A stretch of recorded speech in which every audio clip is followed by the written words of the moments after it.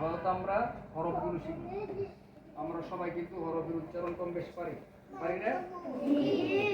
আমরা কি জানি যে মাখরাজ কয়টি? সবাই আওয়াজ করবা জোরে। কয়টি? আরবি হরফ কয়টি? আরবি হরফ মাখরাজ 17টি।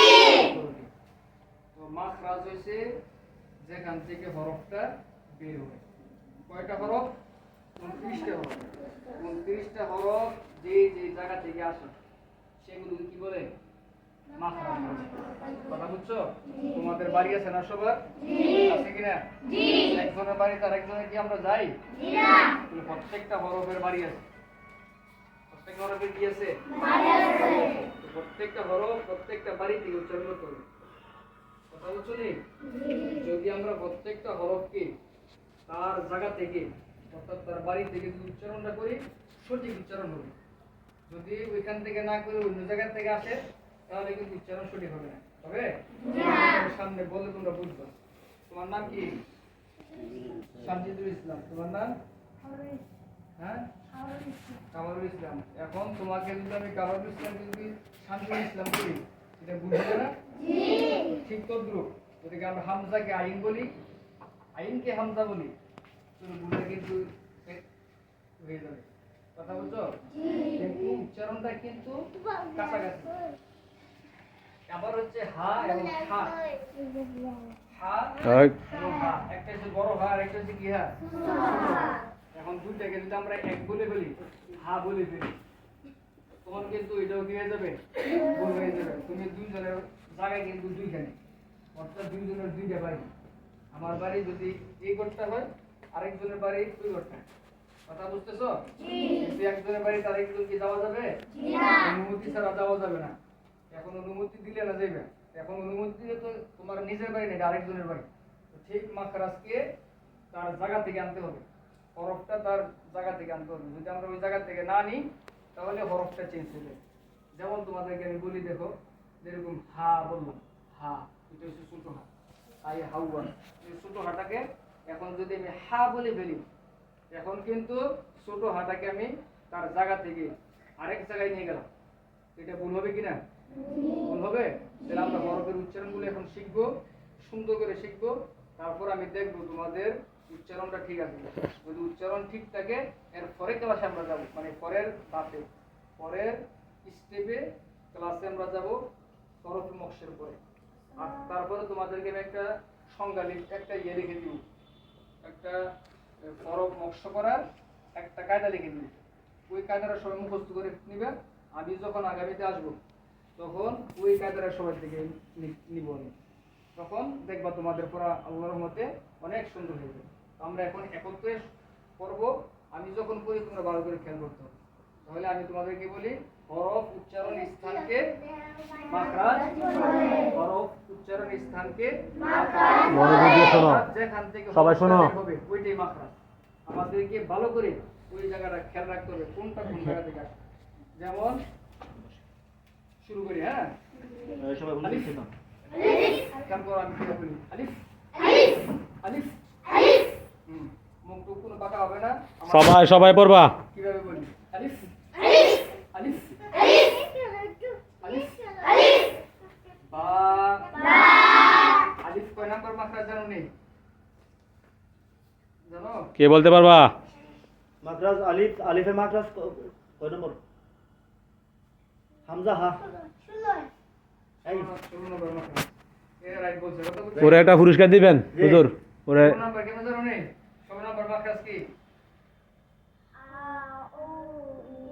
16 নম্বর মাখরাজ 16 নম্বর মাখরাজ মুখের খালি জায়গা হইতে মদের হরফ পড়া যায়। মদের হরফ কয়টি? আলিফ, ওয়াও, ইয়া। এটা অনেকের খেয়াল থাকে না। অনেকে এটা কিন্তু জানে 16 নম্বর মাখরাজ, কিন্তু অনেকে এটা খেয়াল থাকে না। এজন্য তোমাদেরকে এটা বললাম, তুমি যেহেতু পারছো তোমার জন্য পুরস্কার আছে। আমরা এটা খেয়াল রাখবো। হ্যাঁ, আলিফ আলিফ আলিফ আলিফ আলিফ বা। প্রত্যেকটা হরফ যেটা আমি এক আলিফ টানবো তোমরা আমার সাথে এক আলিফ টানবো। যেখানে আমি 3 আলিফ টানবো আমার সাথে 3 আলিফ টানবো। খেয়াল করবা কিভাবে বলি। বা বা বা।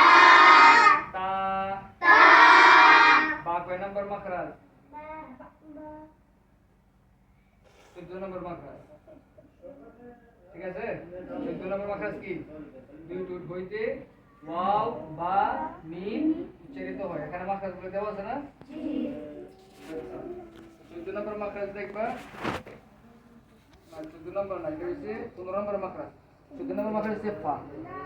15 নম্বর মাখরাজ হচ্ছে দুই ঠোঁট হইতে ওয়াও বা মিম উচ্চারিত হয়। তো বা উচ্চারণ করতে হলে আমাদেরকে দুই ঠোঁট থেকে আনতে হবে। হ্যাঁ, তোমরা যে বুঝতেছো আমি সেভাবে বলতেছি, এখানে কিন্তু ব্যাখ্যা বেশি হবে না, তোমাদের বোঝার জন্য যেভাবে বলা দরকার সেভাবে বলে কথা বলছো। এর বেশি গেলে আবার দেখা যায় তোমরা বুঝবে না। বা টানটাও খেয়াল রাখবা, টান বেশি ওরা করবো না, একালিপটাই পরিমাণ। বা আমাদের এখানে দেখো আছে, দেখো বার পরে কি আছে? আলিফ আছে কিনা? বার পরে আলিফ আছে না? এই দেখো এমনি মূলত হরফটা হচ্ছে কি? বা। হ্যাঁ, এটা যদি বা হয় তাহলে এটা হরফটাকে যখন আমরা উচ্চারণ করব তখন আমাদেরকে এইভাবে উচ্চারণ করতে হবে।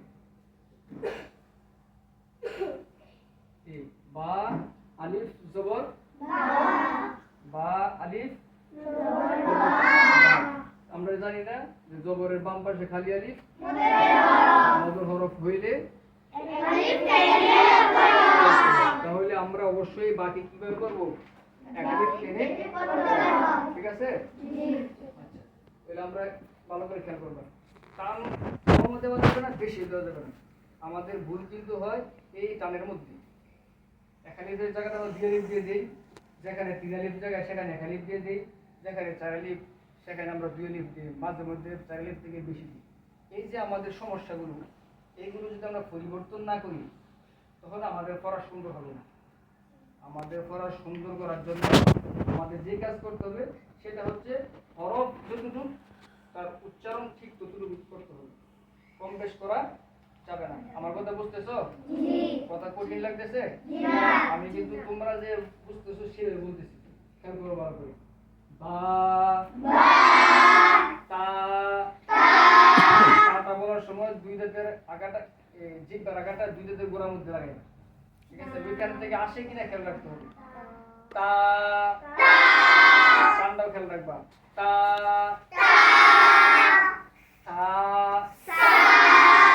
উচ্চারণের সময় দুই দাঁতের আগা জিহ্বার আগা খেয়াল রাখবা।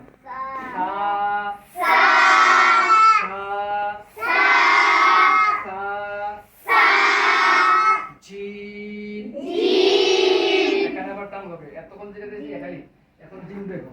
জিম যখন লিখবো, আমরা জিম দেখলাম। হ্যাঁ, এই জিমের মধ্যে দেখো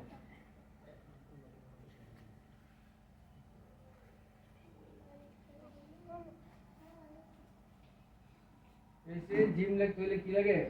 জিম ইয়ে মিম তিনটা। আমরা পড়ছি না যে জেরের বাম পাশে জজমলা মদের হরফ হইলে একালিফ মদের হরফের পরে যখন অক্ষ হয়ে যাবে তখন এটা কি? তিনালিফ হয়ে যাবে। ঠিক আছে? এই মন্ত্রের নাম কি? তিনালিফ মন্ত্র প্রকার এই মধ্যে আরজি। মধ্যে আরজি মানে হচ্ছে এটা অস্থায়ী বল। কে বলছে মধ্যে আরজি বলছে? কে? মাইবুল। কে? এর আগে যে বলছে সে ওই। যাক, মাইবুলের পুরস্কার রেডি। তাহলে এখানে টান হবে তিনালিফ। কেন? যদি আমরা ওয়াকফ করি, আর ওয়াকফ না করলে টান হবে না, টান হবে না। এই যে ওয়াকফ না করলে টান হবে না, ওয়াকফ হলে টান হবে। এই যে টান হওয়া না হওয়া ওয়াকফের উপর নির্ভরশীল না, এই জন্য এটাকে মধ্যে আনবে। যেহেতু এটা অস্থায়ী, এটা কোনো স্থায়ী না। যদি স্থায়ী হইতো সবসময় টানতাম। আমরা যদি যখন মিলিয়ে করবো তখন এটা টানা যাবে না, আর যখন আমরা অক্ষ করবো তখন আমরা টান দিব। ঠিক আছে? এটা আমরা যখন জিম করবো কয়লিফ টান দিতে হবে? খেয়াল করবো আমি কি বলি। আর জিমটা শক্ত হবে। জিমের উচ্চারণটা কি হবে? শক্ত হবে। জিম কয় নাম্বার মাখরাজ? 6 নাম্বার মাখরাজ। জিহ্বার মধ্যখান। হ্যাঁ, জিম ভালো করে খেয়াল করে। জিম শক্ত মজবুত, এগুলো সিদ্ধতের হরফ। জিম ভালো করে ছেড়ে দাও, মুখতে সব ছেড়ে দিবা, মুখের মধ্যে রাখা যাবে না, মুখ খুলে দিবা। জিম তারপর হচ্ছে হা, হা কয় নাম্বার মাখরাজ? এটা হলকের শুরু হলে মধ্যখান হতে হবে। হলকের মধ্যখান হতে, হলকের কোথায় হতে?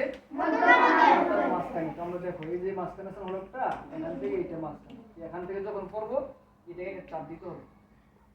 ঠিক আছে, আমরা চাপ যদি না দিই তো হা আর হা এই দুইটা একসাথে করে দিই। যেহেতু দুটা উচ্চারণ একদম কাছাকাছি, হামজা হা হইছে হলকের শুরু আর হলকের মধ্যখানে হইছে আইন হা। এখান থেকে আসে কিনা আমাদের খেয়াল করতে হবে।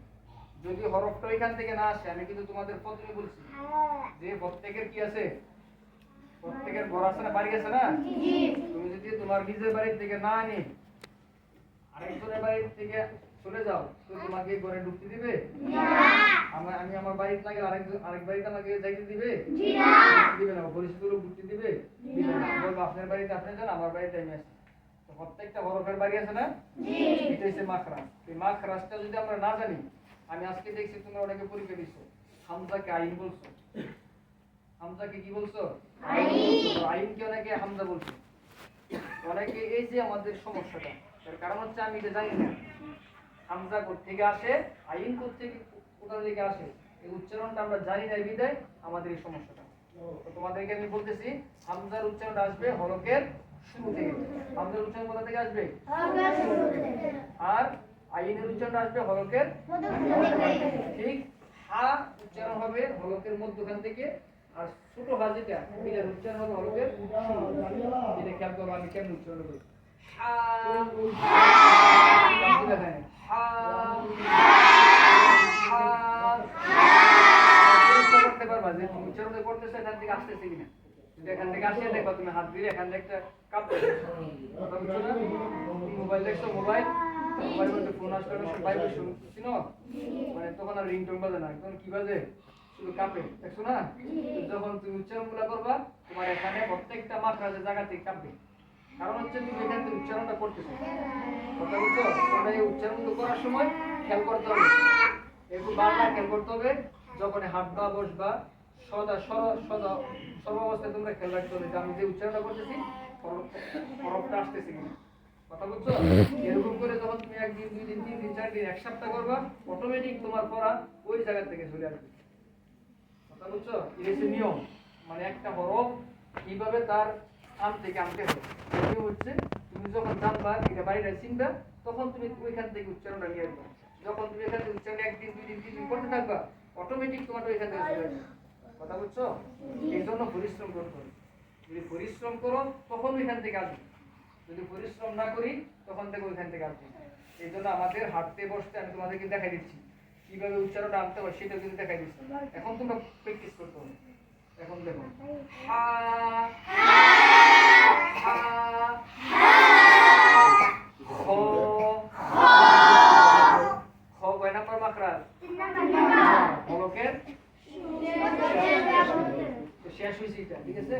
এই জন্য দেখো আমরা খ যখন উচ্চারণ করি তখন আমাদের গলার মধ্যে কি হয়, একটা খটখট আওয়াজ হয় না। এই আওয়াজটা যখন আসবে তখন মনে করবে না আমাদের হরফটা তার জায়গা থেকে